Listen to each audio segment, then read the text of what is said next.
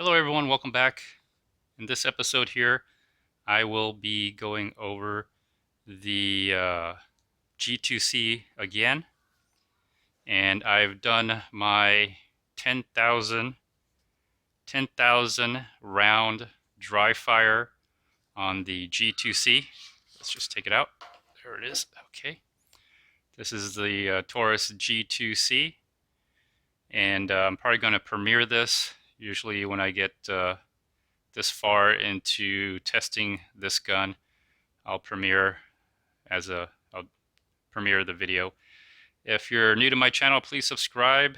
If you're a previous returning viewer, welcome back. So anyways, please hit the notification bell if you haven't already, because I'm extensively testing the G2C that I got this from Black Friday at Academy. Buy one, get one. I bought the stainless steel upper. Comes with a Viridian laser. And what was the free BOGO? It was the 22 long rifle Heritage Rough Rider. So anyways, I'm gonna go ahead and talk about my experience with the G2C as far as dry firing it over 10,000 times. I'll probably throw in some B-roll of me laser dry firing, and I'll show you the app as well. The app is LaserHit. It has a counter, so every time I hit, the laser hits and it counts it, it records the hit. And so I think I didn't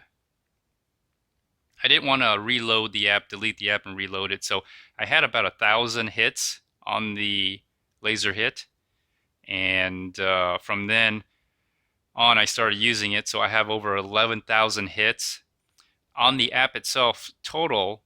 All right, I have almost 40,000. So what happened was I downloaded the older version and I tested the TH9C, which I think I had like 20,000 hits. And then when I reloaded, or when I updated the app, it was kind of weird. The total shows 36, but when you go into the app on the free Target, and then I think they have some other there's apps within the app. They show a different count. So I think when it updated, it kind of did something.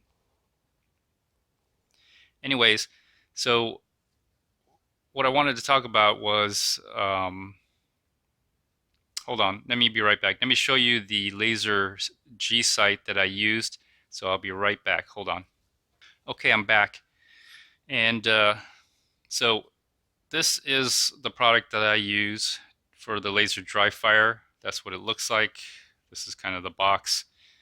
And I did a review on it. I'll probably put some links in the notes section. I'll also put some links to the Amazon affiliate link. And if you're interested in this product, you can check it out. But this is what it looks like. This was my first one.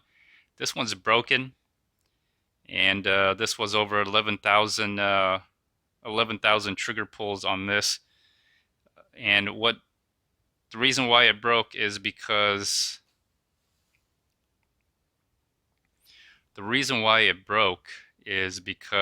I would rack the slide. I was doing some mag changes. I was changing out the mag and see how fast I could do it. And what happens is the face slams into here, and it vibrated the laser to the point where this is, I don't know if this still has batteries. Yeah, it still has batteries, but the problem is, see how oblong that is? The problem is, let me try to, when it points down, it's okay, but if it becomes like a big red dot, which is unusable for the most part. So that's the problem with this. The lens in here vibrated, so that was the issue with this. So that's what I'm using in here. So as far as this here, the G2C, I am very impressed. Okay, and again, I'll try to roll in some B-roll while I'm talking of me dry firing with the LaserHit app. And it survived. The trigger spring survived. And believe it or not, there are several springs in here that help with the dry firing. Okay, so I did find a the trigger spring, the actual trigger spring. It's actually it's hard to see, but it's actually inside the trigger. It's actually right in here and behind. There is a trigger spring. This trigger spring, it's a trigger return spring, I should say. Let me see. So this part right here, this mushiness that people talk about, that's actually the trigger spring here that's attached to the trigger bar. This is what allows the trigger to return. So there is a trigger return spring in here. And while it's doing that, right, there is the part of the trigger bar that pushes up against the plunger, and there's a spring in the plunger, right, that pushes it back down. So there is a way to put some pressure here to have this return. There's also another spring back here which doesn't really affect it. Like at this point, the spring back here is just not doing anything until you get to the very end right here. Now this is already I've already racked it, so the striker shear part is already on the back end of the trigger release spring here, or trigger release shear back here. And there's another spring in which this trigger spring will push up against it, and then you'll get your click, right? And then when this is released, the spring back here, I think it does help push it forward. All right, but from that point on, it's the trigger return spring and the plunger. There's a spring in the plunger, kind of pushing it down. So you got 1, 2, 3 areas here that help move the whole trigger and the trigger bar. And of course, at this point right here, when you're dry firing, okay, when you're dry firing, it's a different scenario, because usually when you have a live round, it would rack the slide back. But as far as dry firing, the pressure you're feeling, it's heavier. It's because now not only do you have the trigger spring, and you're also pushing up against the plunger spring, but you're also pushing up against the actual striker spring in here. So that's what this is. At this point, that's what you're pulling up against. I don't know if it interacts with the spring back here, because this is all the spring in the striker. And then as the shear pulls on, the striker shear is being pulled, then it dips down, and that's what is going on here. So at this point, what you're pulling on is the striker spring, the spring in the trigger, and the spring in the plunger is pushing it down. They're all interacting, and I think that helps. Maintain the integrity of the springs, the tension in the springs. Because I had a TH9, and the trigger spring was doing probably 99% of the work, and that's probably why that trigger spring broke. This gun has a totally different system. 1, 2, 3 springs to help with the trigger return. Mainly when you're dry firing, it's at this point right here, you're just pulling against the spring in the striker. And then from here, I think there's a little bit of the spring here pushing it forward, and then you got the plunger spring kind of helping, because the spring that's attached to the trigger is also attached to the trigger bar, which is attached to that little thing that pushes up against the plunger. That's all pushing to return the trigger back. So great system. I'm liking this gun. It survived the first test. Okay, so this gun survived the first test. Over 10,000 trigger pulls. Now I probably did over 10,000 because a lot of the times the laser hit didn't register, so I would just literally just keep pulling that trigger until the laser hit picked it up and counted it. So when you look at the number and it says like 11,000, like I started off about 1,000, and so I know for sure I did 10,000. I know for sure I did more than that because there's a lot of times where I just pulled the trigger and it didn't register, so I had to keep pulling it.